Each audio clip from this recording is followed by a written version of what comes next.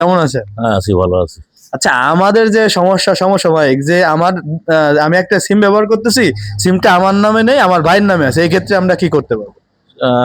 বাইরের নামে থাকলে সেই ক্ষেত্রে নামের থেকে বাইরের ভোটার আইডি কার্ড সহ বাইরে নিয়ে আসলে বাইরের আইডি কার্ডের থেকে আপনার নামে ট্রান্সফার করে দেওয়া সম্ভব হবে। এটা কিভাবে, মানে এটা পুরো প্রসেসটা বলেন আমাদেরকে। প্রসেস আছে আমরা তো রিটেলার, আমরা এগুলো করে দিতে পারি।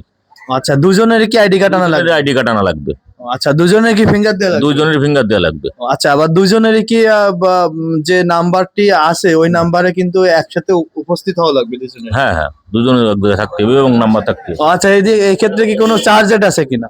চার্জ ওই আমরা আছে সাধারণত আছে 20-50 টাকা নিয়ে থাকি এই। তো দর্শক, আপনারা যদি আপনাদের নিজের নামে সিম নাই, আপনার ভাইয়ের নামে আছে, আপনার বাপের নামে আছে, সেক্ষেত্রে যদি আপনি আপনার নামে নিজের নামে করতে চান, সমসাময়িক আমরা একটা বিষয় দেখেছি যে একটা মানুষ কিন্তু 10টা সিম ব্যবহার করতে পারবে তার নিজের আইডি কার্ড দিয়ে।